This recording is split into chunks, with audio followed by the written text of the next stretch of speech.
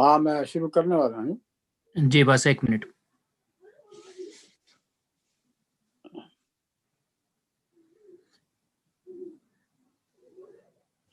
जी शेख शुरू कर लें, बिस्मिल्लाह करें।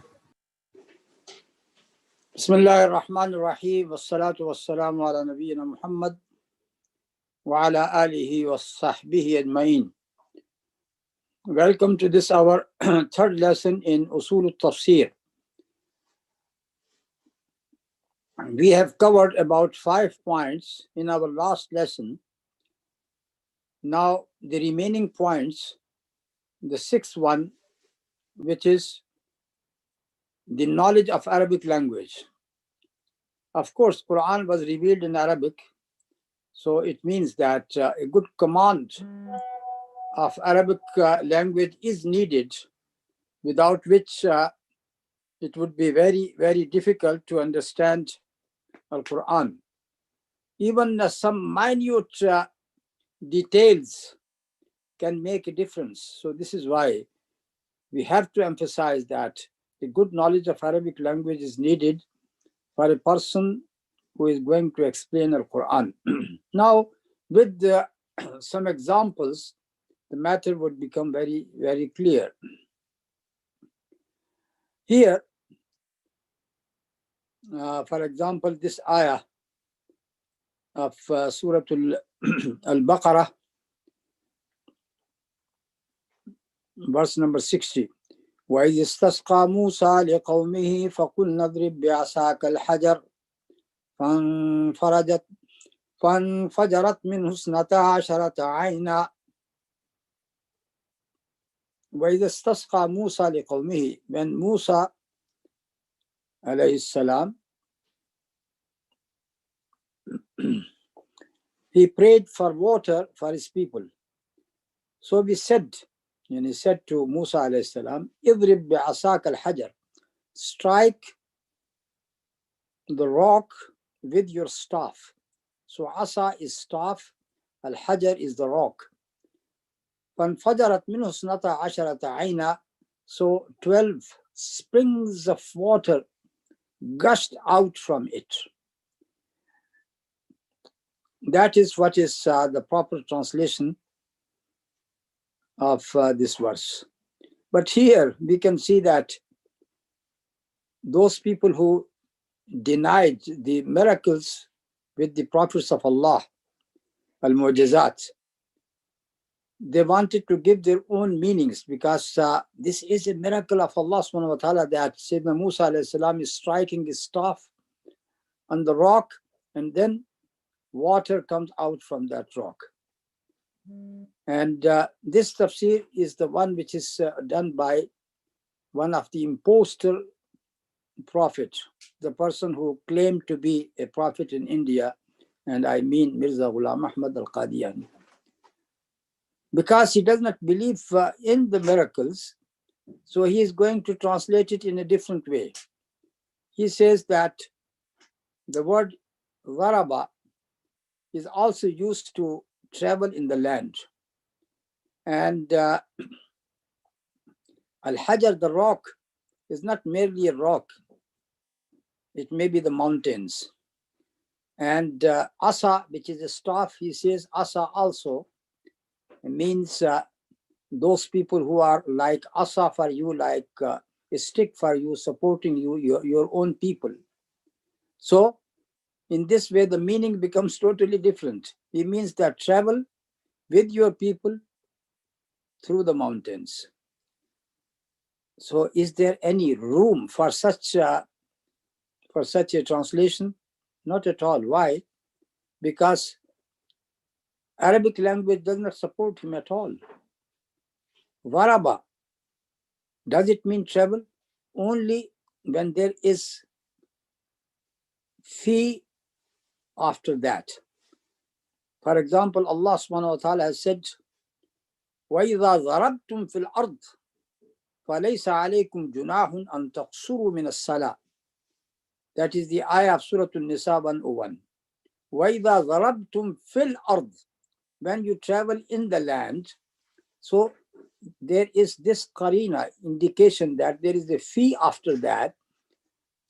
And after fi is coming al-ard, then this daraba means traveling in the land.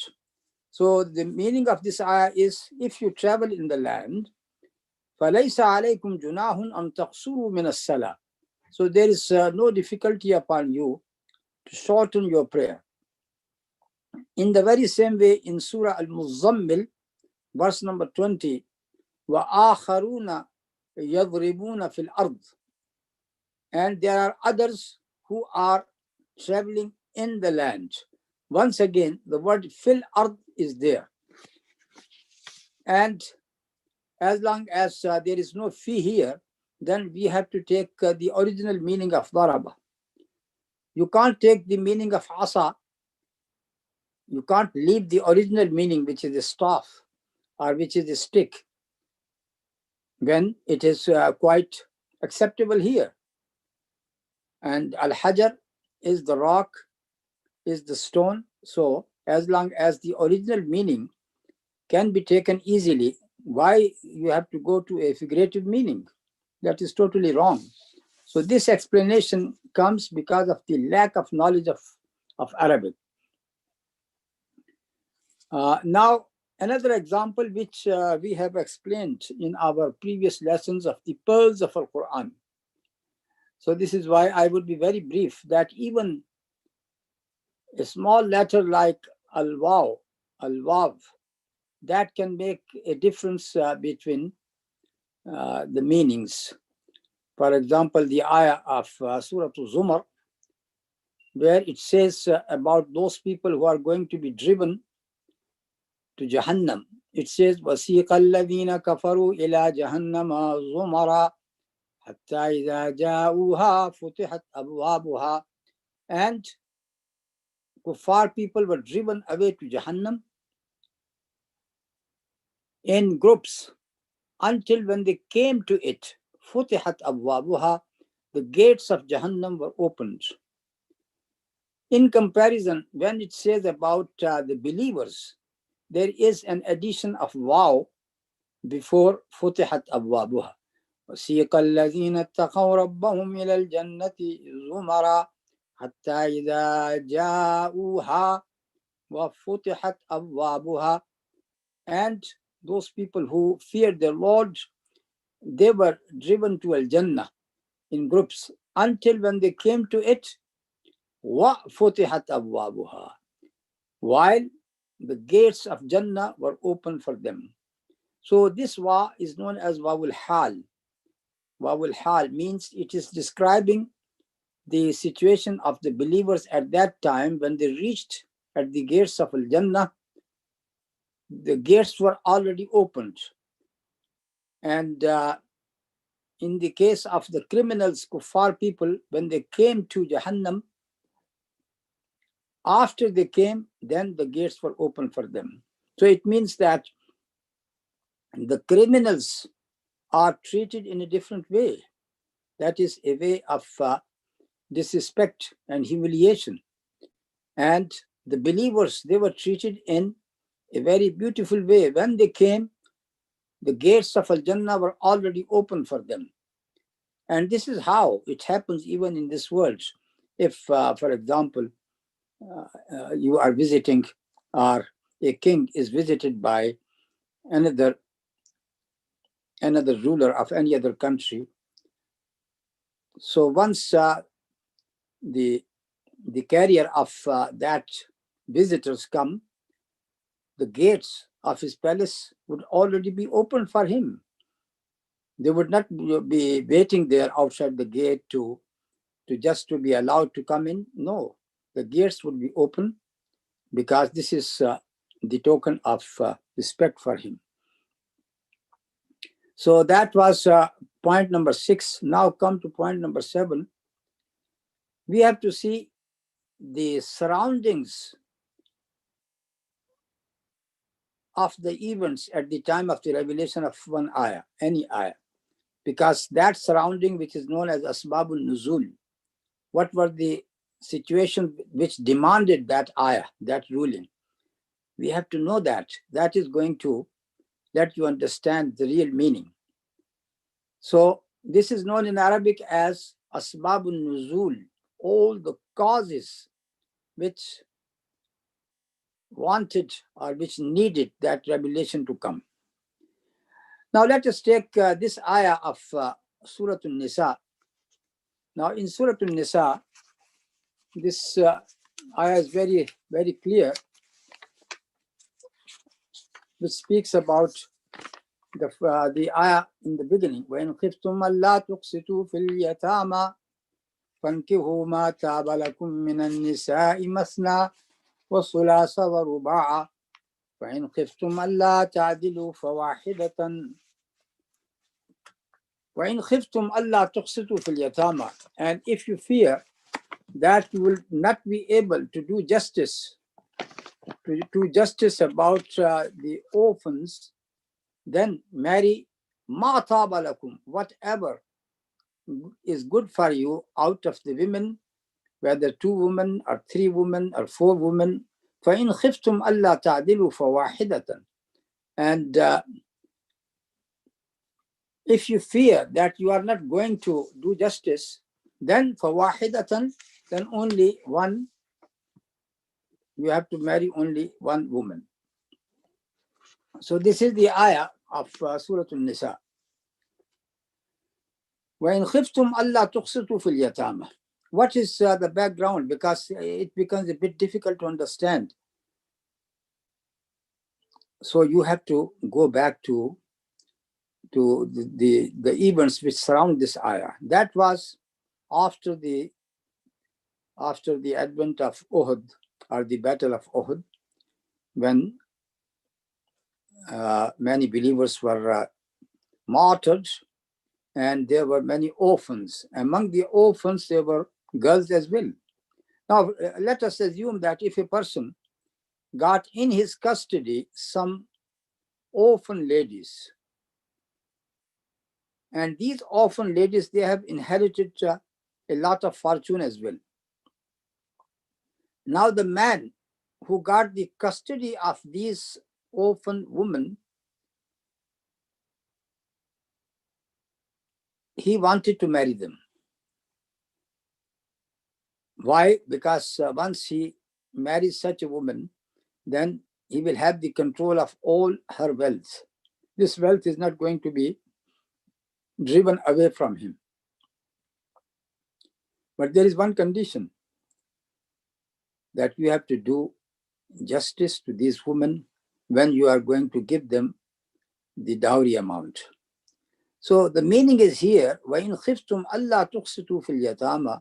And if you fear that you are not going to do justice with these women, it means in their mahar, in their dowry amount, because they are in your custody, you might force them to accept even a little dower. That is wrong. You have to give them the proper dower to these women. So if you fear that you are not going to do justice, then leave them. Leave them. Let them marry whom they like. For you, there is the whole world. You can marry other women. You can marry even 2. You can marry even 3. You can marry even 4.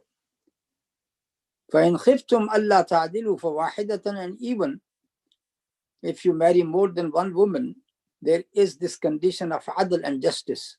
You have to do justice among the women. And if you can't do justice, then فَوَاحِدَةً, then confine to one wife. So that is the meaning. And there is a very similar ayah in Surah An-Nisa itself, and that is ayah number 127. وَيَسْتَفْتُونَكَ فِي النِّسَاءِ قُلِ اللَّهُ يُفْتِيكُمْ فِيهِنَّ وَمَا يُتْلَى عَلَيْكُمْ فِي الْكِتَابِ فِي يَتَامَى النِّسَاءِ اللَّاتِي لَا تُؤْتُونَهُنَّ مَا كُتِبَ لَهُنَّ وترغبون أن تنكحوهن والمستضعفين من الولدان وأن تقوموا لليتامى بالقسط وما تفعلوا من خير فإن الله كان به عليما. ويستفتونك في النساء. They are asking you a fatwa, a ruling about the woman. Say Allah gives you that fatwa about them. And this fatwa is this one, and وَمَا يُتْلَى عَلَيْكُمْ فِي الْكِتَابِ فِي يَتَامَى النِّسَاءِ. And also what has been recited unto you in the book about these orphan ladies, allati la tu'tunahunna ma kutiba lahun, whom you don't give what is decreed for them. وَتَرْغَبُونَ أَن تَنْكِحُوهُنَّ, and that is the other ruling, the other situation. So this ayah is telling us that as far as those women who got plenty of wealth with them, and the man is also interested because of their beauty, and he is attracted towards them as well, but still he does not want to give them the proper dowry amount. So for them is the ruling, as Sayyidina Aisha radiallahu ta'ala anha has said, is the ruling in the ayah number 3 of Surah An-Nisa in the beginning, that if you fear that you are not going to do proper justice, you can't give them the proper dowry amount, then leave them, and you are free to marry whom you like, whether one woman or two or three or four. That was the first situation. The second situation is, which is explained in ayah 127. Here there are those women whom you got no interest in marry them because they are not attractive towards you. For example, a man does not find himself attracted towards them at all. He does not find that lady as pretty as he wanted. وَتَرْغَبُونَ أَن تَنْكِحُوهُنَّ. Here it means وَتَرْغَبُونَ عَن أَن تَنْكِحُوهُنَّ, that you are not inclined to marry them, but still, because you don't want to lose their wealth, the fortune which they have brought from their fathers. So this is why you don't marry them. You don't allow them to marry someone else. Why? Because if you allow them to marry someone else, that fortune would be taken away from you. You will have no more control upon their wealth. So you force them to stay with you, and you know that if they die, then you are going to inherit them, because you may be related to them in a way which allows you to marry them. So this ayah 127 is about the second situation, and ayah 3 is about the first situation. This is how you have to understand both, because in this ayah there is another category which is mentioned here, وَالْمُسْتَضْعَفِينَ مِنَ الْوِلْدَانِ, and those weak people among the children, because the weak people here means either the minor or the daughters, the girls. In Jahiliyyah, they don't want to give them their share of inheritance. They just take control of their inheritance. So this ayah is telling them that you have to do justice to all of them, whether these are those girls who are orphans and you don't want to marry them, then don't force them to stay with you.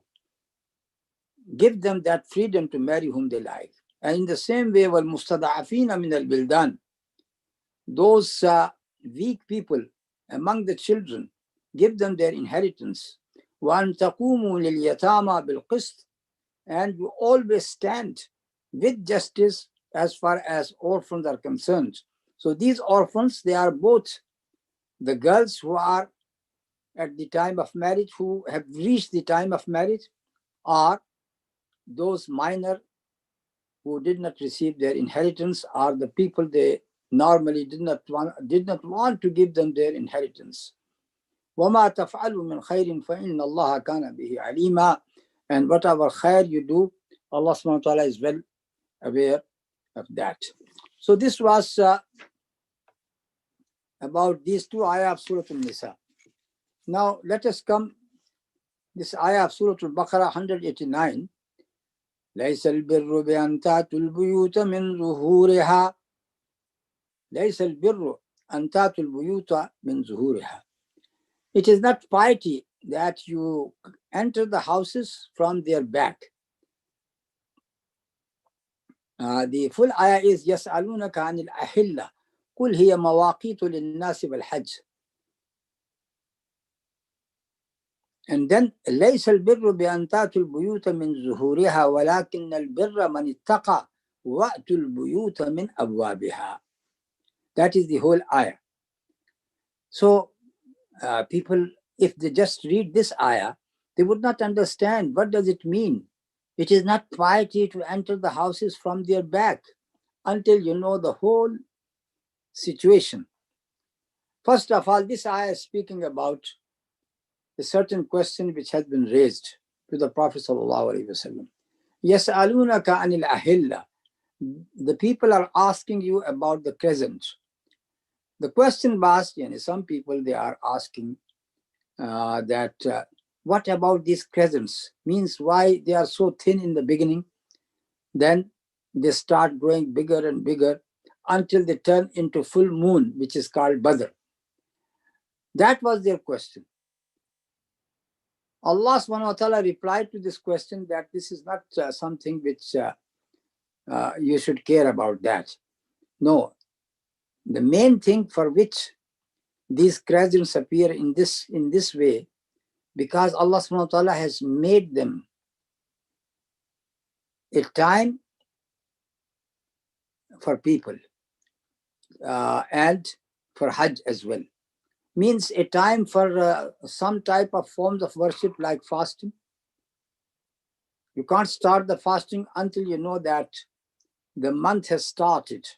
So the start of month is by looking at the crescent, the new crescent. In the very same way, how you are going to do your Hajj in the month of Dhul Hijjah, and how the month of Dhul Hijjah is going to be established when you see it starting. And in the start, it would be Hilal. So Al-Ahilla, the word Ahilla is the plural of Hilal. Hilal actually comes from this word Ahalla or Halla. Ahalla or Halla. Ihlal means to raise your voice, to cry, to raise your voice. And this is why it is used for a child just after the birth. When he first cries, they say that this is Ihlal, by which we know that the child is alive.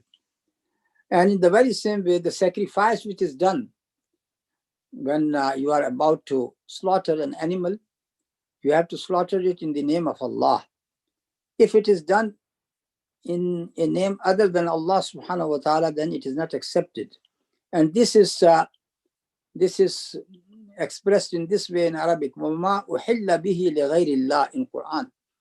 And all such sacrifices which has been sacrificed in name other than Allah. So the word uhilla is used because at the time of sacrifice, they are not saying the name of Allah, they are saying the name of something, some other deities other than Allah subhanahu wa ta'ala. So what was the circumstances? It was a practice. There are two meanings which seem to be appropriate. The first meaning is that Ansar people, they got this habit that when a person enters into the state of ihram because he is going for Umrah or Hajj, all right, he got his two white sheets upon him. This is for men. And he also started his ihram, his talbiyah. They used to think that in the state of ihram, you should not enter in your house. But if you got anything very much needed, you have to enter your house. So they would not enter the house from the front door. It means that they should not enter any place which is covered by the roof. So what are they going to do? They would come from the back, from the rear of the house, and they jump upon the wall, and then they would enter into the courtyard of the house. That was the way they used to do. And they think that this is something good which they are doing. There is the other opinion which is slightly different, but this is also mentioned because it is mentioned in Sahih al-Bukhari and Sahih Muslim, the hadith of al-Bara ibn Azib, which says that Ansar people, when they used to come back from Hajj, they think that they must not enter from the front door, they should enter from the back by jumping upon the wall or making an entrance from the back in any possible way. So Allah subhanahu wa ta'ala said to them that you think that this is piety? To enter the house from the back door? No, that is not piety. And these rituals you have created yourself. The piety is وَلَكِنَّ الْبِرَّ مَنِ اتَّقَى. The piety is the piety of the person who got taqwa of Allah subhanahu wa ta'ala. And then come the ruling, وَأْتُوا الْبُيُوتَ مِنْ أَبْوَابِهَا. Enter the houses from their doors, from their gates. So we have to understand this ayah from the whole situation which I have explained to you.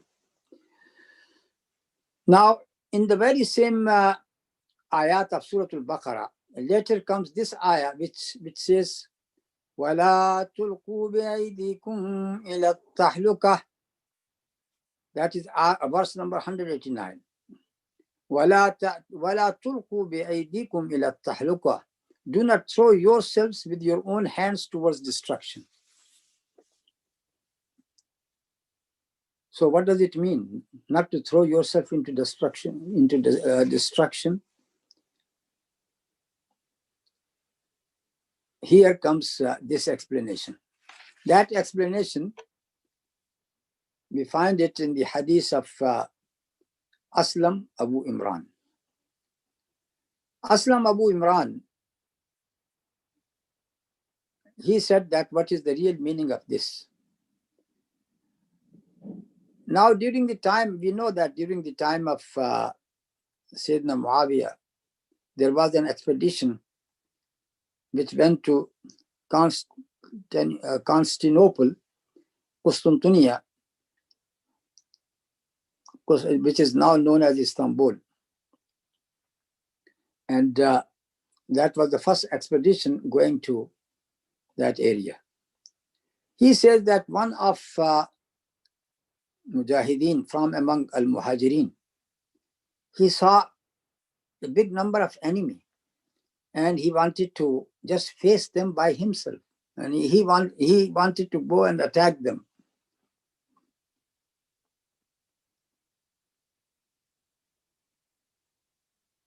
So at that time, somebody said, "La tulqu bi aydikum ila tahluka." Don't throw yourself to halaka, to at-tahluka, which means destruction. You are going to destroy yourself, kill yourself in this way very easily. And at the very same moment, Abu Ayyub al-Ansari, who was also there in the expedition, and we know that he later died there and he was buried just about the boundary walls of the town at that time. So he said to the people, "Oh people, this is not the right understanding of this ayah. All right, what is the good interpretation of this ayah?" He said, "In Al-Madinah, we were with the Prophet ﷺ. We have participated in many battles. And after the battles, when Islam has been established and there were no more fightings, at that time, we people, Ansar, we said, why not we go to our farms, to our land, and busy ourselves in farming. And this is how we are going to acquire more crops and more money." So when they express their intention, Allah subhanahu wa ta'ala has revealed this ayah, which says, وَأَنْفِقُوا فِي سَبِيلِ اللَّهِ وَلَا تُلْقُوا بِأَيْدِيكُمْ إِلَى التَّهْلُكَةِ. The first verse is, وَأَنْفِقُوا فِي سَبِيلِ اللَّهِ. Spend in the way of Allah subhanahu wa ta'ala and don't throw yourself with your own hands to destruction. So he said that the real meaning is that you people, if you leave jihad and you confine yourself to just farming and getting more money, you are destroying yourself. That is real destruction. So the meaning which is taken by some people at that time, that you are going to face your enemy, which is in a great number by yourself, don't do it. That is not the right meaning. So this meaning is explained in this hadith of Aslam Abu Imran. You can take this ayah with a second meaning. وَأَنْفِقُوا فِي سَبِيلِ اللَّهِ وَلَا تُلْقُوا بِأَيْدِيكُمْ إِلَى التَّهْلُكَةِ. You are commanded to do jihad. But jihad needs preparation. A person who got no sword to fight, or he got no weapons to fight, how he is going to fight? And to acquire these weapons, you need money. So this is why it is said, prepare yourself. وَأَنْفِقُوا فِي سَبِيلِ اللَّهِ. Spend out of your money in the way of Allah subhanahu wa ta'ala. Because if you don't prepare yourself, you are going to destroy yourselves. So that is the other meaning which is also understandable here. So now we move to the point number 8.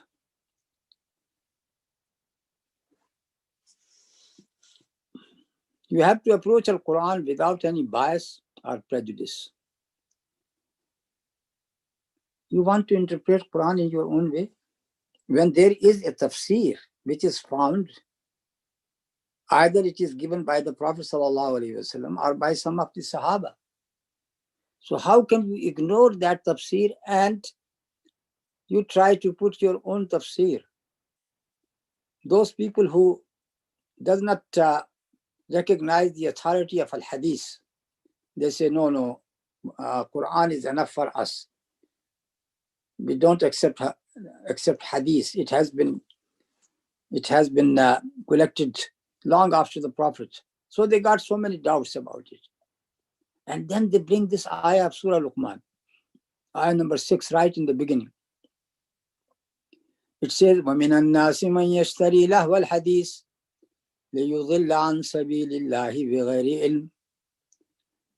There are people, out of people, there are some who are going to buy the vain hadith, the vain talk. The word hadith is here, lahwa al-hadith. The vain talk, لِيُضِلَّ عَنْ سَبِيلِ اللَّهِ بِغَيْرِ عِلْمٍ, to mislead the people without knowledge. And now they think that they have given their point. They have won the point by saying that al-hadith is declared in al-ayah of al-Quran as lahwa al-hadith, that it is a vain talk. Astaghfirullah. Astaghfirullah. Why? Even if you got some knowledge of al-Quran, you will see that the word hadith is used in different ways in al-Quran. The word hadith itself, it has 4 different meanings. Hadith, the word hadith is mentioned for Quran as well. Allahu nazzala ahsan al-hadith kitaban mutashabiham mathani. Surah Az-Zumar, ayah number 23. Allah has revealed the best of the speech, a book self-similar, oft repeated. Allahu nazzala ahsan al-hadith. So ahsan, the best of speech, the best of hadith, that is al-Quran. So the word hadith is used here for Quran. And in the same way, in the end of Surah Al-Musalat, فَبِأَيِّ حَدِيثٍ بَعْدَهُ يُؤْمِنُونَ. فَبِأَيِّ حَدِيثٍ بَعْدَهُ يُؤْمِنُونَ. After this Quran, ba'dahu means after this Quran, in which hadith you are going to believe. So here hadith means al-Quran. So after this Quran, in which other saying you are going to believe. That is the first meaning. And then the second meaning is the saying of the Prophet ﷺ, that is hadith. This is also used in the Quran. وَإِذَا سَرَّ النَّبِيُّ إِلَى بَعْضِ أَزْوَاجِهِ حَدِيثًا, Surah At-Tahrim, verse number 3 in the beginning. When the Prophet ﷺ disclosed a matter, which is the word hadith, to one of his wives, وَإِذْ أَصَرَّ النَّبِيُّ إِلَى بَعْضِ أَزْوَاجِهِ حَدِيثًا, when the Prophet ﷺ secretly told one of his wives haditha, one hadith, and he informed her of one saying. So this hadith is the saying of the Prophet ﷺ. In the very same way, the word hadith is also used for the hadith or conversation among the Sahaba.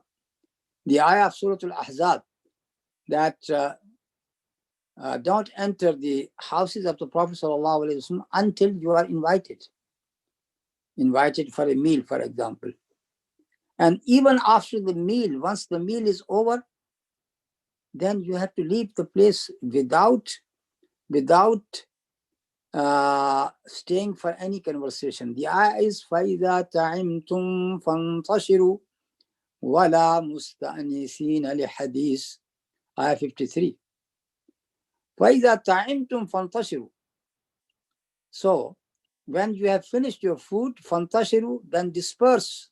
وَلَا مُسْتَأْنِسِينَ لِحَدِيثٍ, not staying for any conversation. So the word hadith is here. The hadith means conversation by the companions.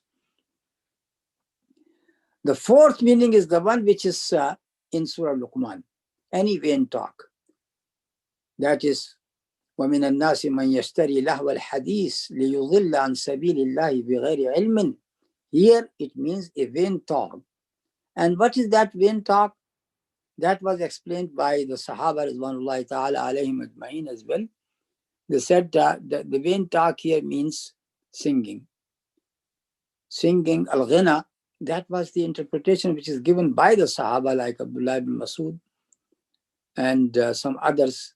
So, just to take it as the hadith of the Prophet ﷺ is totally a deviation from the right meaning.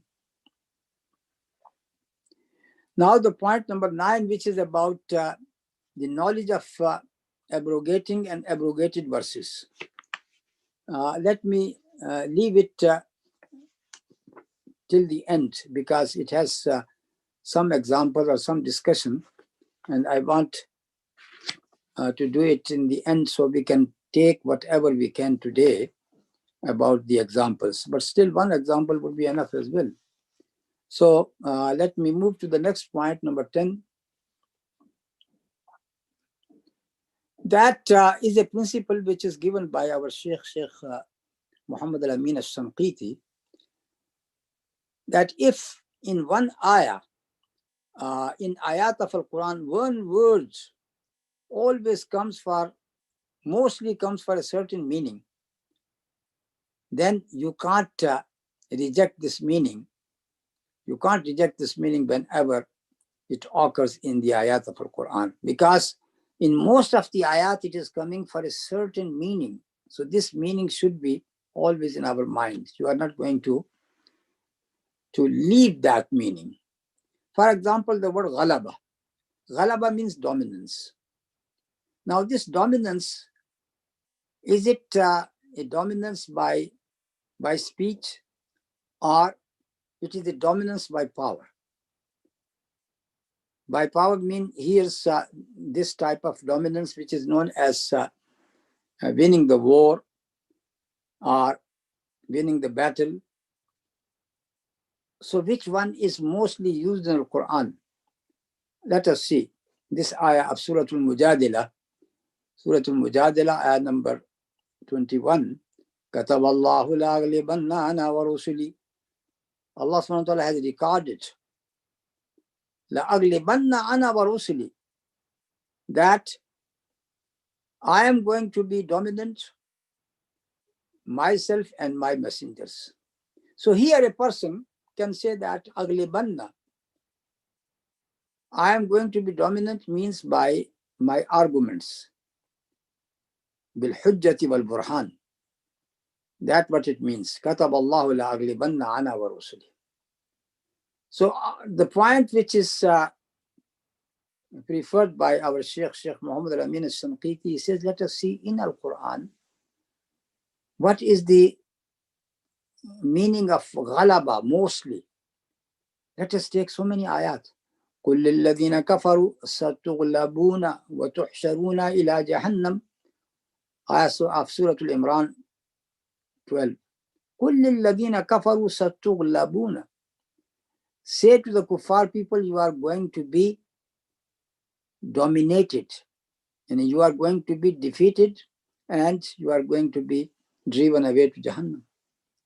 So this ghalaba, is it of the arguments, or it is a physical ghalaba, a physical dominance? Of course, physical dominance. قُلْ لِلَّذِينَ كَفَرُوا سَتُغْلَبُونَ means you are going to be overpowered. Very most clear is the ayah 74 of Surah An-Nisa. وَمَنْ يُقَاتِلْ فِي سَبِيلِ اللَّهِ فَيُقْتَلْ أَوْ يَغْلِبْ. And the person who fights in the way of Allah, being killed or conquered. You see, the word being killed comes opposite to al-ghalaba. And either you are killed, so no ghalaba, no, you are defeated.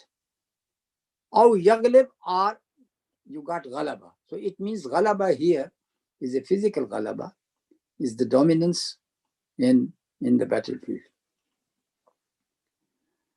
More than that, إن يكن منكم 20 صابرون يغلبوا 200 وإن يكن منكم 100 يغلبوا 1000 من الذين كفروا. In Surah Al-Anfal. In Surah Al-Anfal, that is ayah number 65, and the next ayah 66 as well. If there are 20 persons with patience among you, يغلبوا 200, they are going to dominate 200. وَإِن يَكُن مِّنكُم 100 يَغْلِبُوا أَلْفًا مِّنَ الَّذِينَ كَفَرُوا. And if you got 100, they are going to overpower 1,000 of those people who denied Allah subhanahu wa ta'ala, who committed kufr. And after that, Allah subhanahu wa ta'ala made some relief for them, in which He says, فَإِن يَكُن مِّنكُم 100 صَابِرَةٌ يَغْلِبُوا 200. And if you got just 100 persons with patience, they are going to dominate 200. Once again, which is very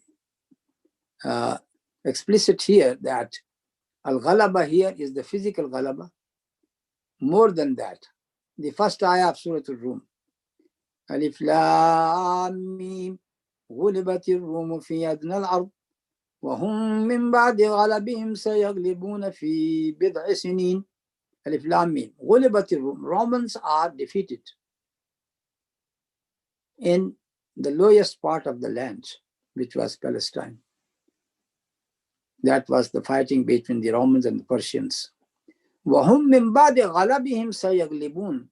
And they, after their being overpowered now, سَيَغْلِبُونَ فِي بِضْعِ سِنِينَ, they are going to be dominant within few years' time. So the point which he wanted to make, our Shaykh, which he wanted to make, is that ghalaba, mainly it has come for a physical ghalaba.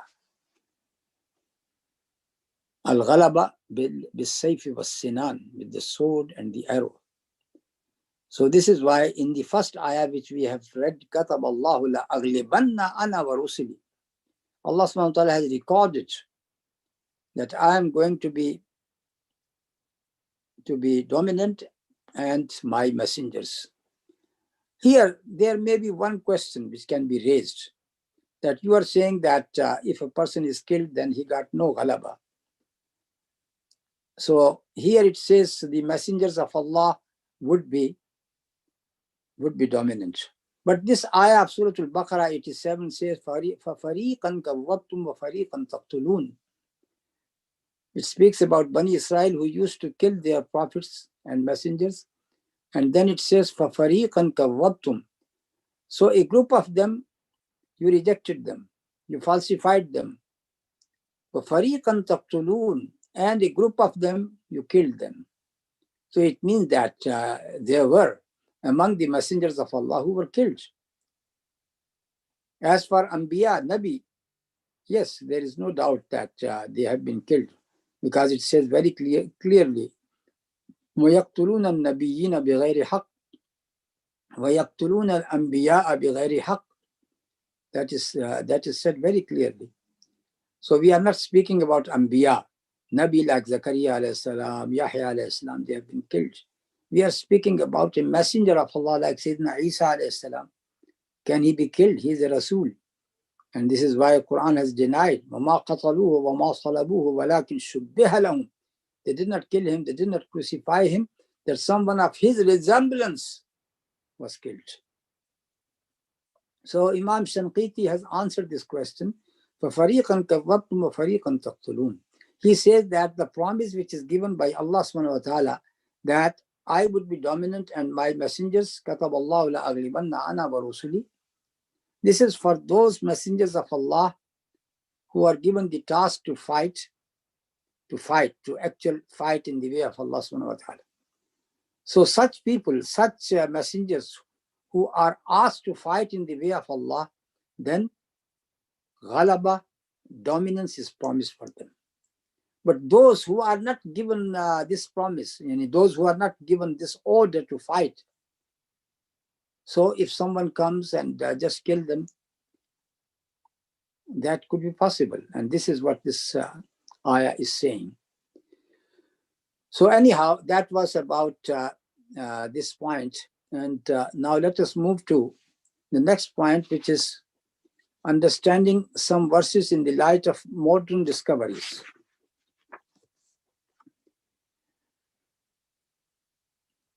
Yes, this is possible because some of, you can say, things which are related to the science, to geology, to other branches of the science, yes, you can explain them if there is any modern understanding of that thing. For example, in Quran, 2 places, Surah Rahman, it says that 2 waters are meeting each other, but still there is a barrier between 2 of them. Marad al-Bahraini yaltaqiyan, bainahuma barzakhun la yabghiyan. This is the ayah number 19 of Surah Rahman. He has let loose the 2 bodies of water. They meet with a barrier between them that they cannot transgress. And the other ayah of Surah Al-Furqan, وَهُوَ الَّذِي مَرَجَ الْبَحْرَيْنِ هَذَا عَذْبٌ فُرَاتٌ وَهَذَا مِلْحٌ أُجَاجٌ. And he is the one, and he is the one who let loose the 2 bodies of water. This one is palatable and sweet, while that one is salty and bitter. وَجَعَلَ بَيْنَهُمَا بَرْزَخًا وَحِجْرًا مَحْجُورًا. He has placed between them a partition and an unassailable barrier. So the people, how do they understand this? Now the people, they see that when a river which is flowing for hundreds of miles and thousands of miles until it comes to the sea, and it drops into the sea, you can see that water of the river, which is a bit dusty and looks like some clay in it. By the color, you can see that water for quite a long distance is distinguished from the water of the ocean, from the water of the sea. Wherever a river is going to hit a sea, you can see that. And on the other hand, the ayah of Surah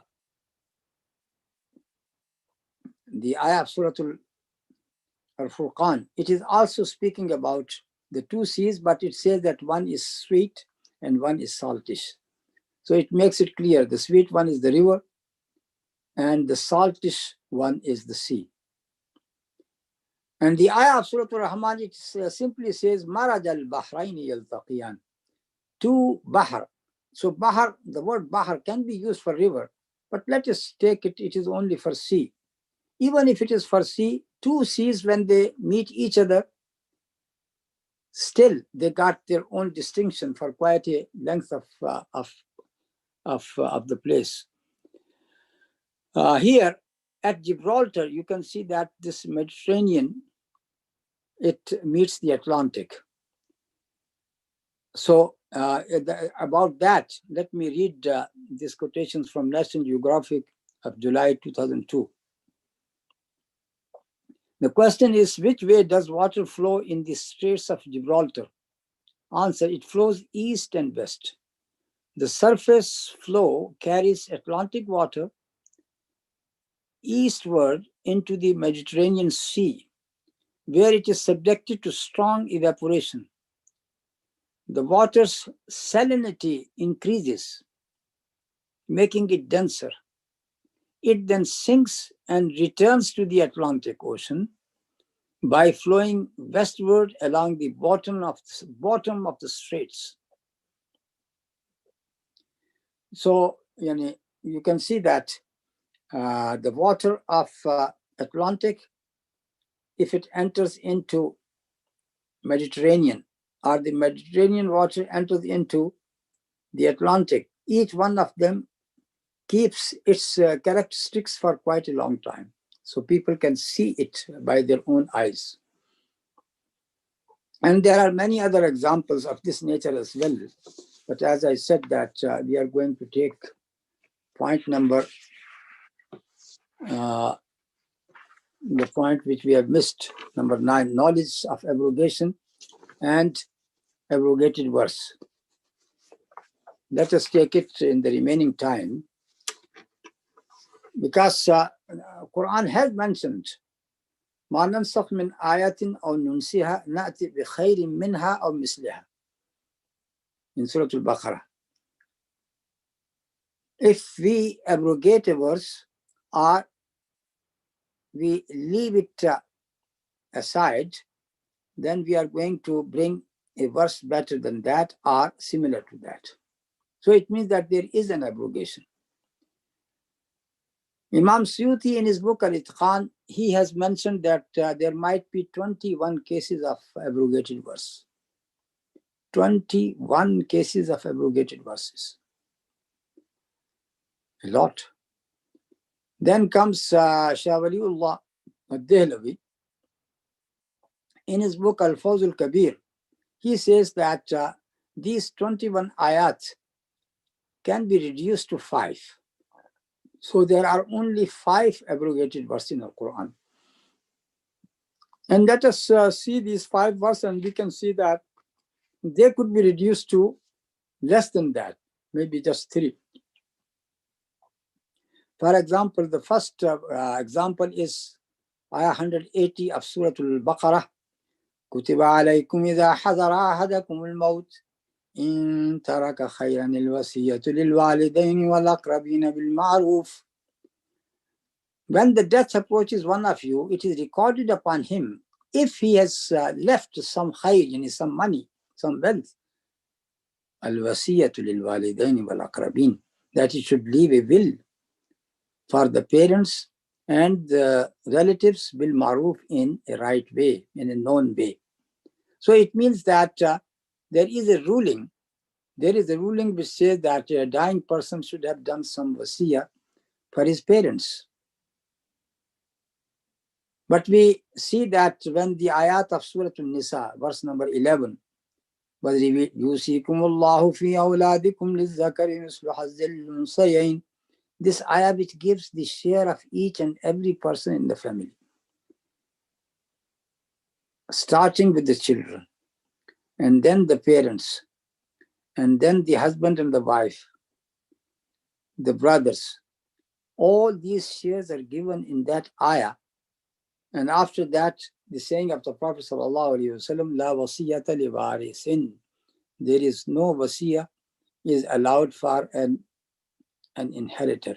The person who is inheriting, you can't do a wasiyah for him. So they say that this ayah of Surah An-Nisa abrogates the ruling of this ayah. The second example is the This is about the iddah of the widows. The ayah 240 of Surah Al-Baqarah, it says, وَالَّذِينَ يُتَوَفَّوْنَ مِنْكُمْ وَيَذَرُونَ أَزْوَاجًا وَصِيَّةً لِأَزْوَاجِهِمْ مَتَاعًا إِلَى الْحَوْلِ غَيْرَ إِخْرَاجٍ. Those people who die among you and they leave their spouses, وَصِيَّةً لِأَزْوَاجِهِمْ. It is a wasiyah. It is a wasiyah for their husbands to what to do. مَتَاعًا إِلَى الْحَوْلِ غَيْرَ إِخْرَاجٍ. That they entertain them, they maintain them for 1 year. غَيْرَ إِخْرَاجٍ. Not expelling them from their houses. So it is 1 year. But the other ayah which comes before it, it says, وَالَّذِينَ يُتَوَفَّوْنَ مِنْكُمْ وَيَذَرُونَ أَزْوَاجًا يَتَرَبَّصْنَ بِأَنفُسِهِنَّ أَرْبَعَةَ أَشْهُرٍ وَعَشْرًا. Here it says that they have to wait for 4 months and 10 days. So they say that this ayah, though it is in the order of the ayat, it comes before the other ayah, which is ayah number 180, which is ayah number 240. That is abrogated by ayah 234. So there is no more need for 1 year, for 1 year's iddah, but they have to wait only for 4 months and 10 days. This is the second example, but we say that we can reconcile between these two ayahs, so there is no need for abrogation at all. We say the ruling is that they should allow at least the maintenance for 1 month. They are supposed not to expel them from their houses. Once the man dies, and his family should not expel the widow. They keep on maintaining him from the money left by the husband for one complete year. Now the second ayah, it says that this is what is recommended. But if these women, they wanted to come out by themselves, or they want to finish their waiting period, that is only 4 months and 10 days. After 4 months and 10 days, they are allowed even to remarry if they like. So let us leave the ayah, which is ayah 240, as something which was recommended first, and ayah 234, which makes it very clear that the least amount of time they have to stay in iddah, that is 4 months and 10 days. The third example, that was, I have just read this ayah in other contexts, that in the beginning, as it is in Surah Al-Anfal, if you are 20 persons with patience, we have to fight 200 people. You are not allowed to run away in face of an enemy which is 10 times more. That was the ruling in the beginning. And then comes the next ayah, Al-Ana khaffaf Allahu ankum wa alima anna fikum dhafa. Now Allah subhanahu wa ta'ala has made a relief for you after knowing that there is a weakness among you. فَإِن يَكُن مِّنكُم مِّئَةٌ صَابِرَةٌ يَغْلِبُ مِئَتَيْنِ. So if you got 100 warriors with patience, they are going to dominate 200. وَإِن يَكُن مِّنكُمْ أَلْفٌ يَغْلِبُ أَلْفَيْنِ بِإِذْنِ اللَّهِ. And if you are 1,000, you are going to overpower 2,000 with the permission of Allah. وَاللَّهُ مَعَ الصَّابِرِينَ. And Allah is with those people who got sabr. So what does it mean? It means very, very completely, very clearly, that in the beginning, when Islam was, in Iman was very powerful, then the believers are required not to run away from an enemy which is 10 times more, but they should face them. Later, Allah subhanahu wa ta'ala is saying that now there is a weakness among you, and Allah subhanahu wa ta'ala wanted to give you relief. So the ruling is that if the enemy is 2 times more than you, then you have to face them. You must not run away from them. So this is an ayah in which we can see that ayah itself is telling us that there is a relief which is given to you. There are 2 more ayats. One is the ayah of Surah Al-Ahzab, which speaks about the Prophet ﷺ, that he is no more allowed to marry women after what he has already married. And we know that when he died, there were still 9 wives of the Prophet ﷺ living. So there is this ayah of Surah Al-Ahzab, and which is 52, ayah 52. And then the ayah of Surah Al-Mujadila, which is ayah 12, which says that whenever you got any secret talk with the Prophet ﷺ, before that you have to give some sadaqah. فَقَدِّمُوا بَيْنَ يَدَيْ نَجْوَاكُمْ صَدَقَةً. And then the next ayah says, أَشْفَقْتُمْ أَن تُقَدِّمُوا بَيْنَ يَدَيْ نَجْوَاكُمْ صَدَقَاتٍ. And if you can't afford it, and if you think that you can't do that, then فَإِن لَمْ تَفْعَلُوا وَطَابَ اللَّهُ عَلَيْكُمْ فَأَقِيمُوا الصَّلَاةَ وَآتُوا الزَّكَاةَ وَأَطِيعُوا اللَّهَ وَرَسُولَهُ. Then Allah subhanahu wa ta'ala says, all right, you just do your tawbah, establish the prayer and give zakat and obey Allah and His Prophet. So these 2 examples, one of Surah Al-Anfal and one of Surah Al-Mujadila, they are very clear that there is, the second ayah is abrogating the first ayah. But as far as the other 3 ayat, there is a reconciliation which can easily be done between the 2 seemingly contradictory ayats. So these are, alhamdulillah, these are the principles of tafsir which we have taken from the tafsir of our Shaikh Muhammad Ramin al-Shanqiti, and from some other sources as well. And with this we come to the end of today's lesson. وصلى الله تعالى على نبينا محمد وعلى آله وصحبه أجمعين. والسلام عليكم ورحمة الله وبركاته.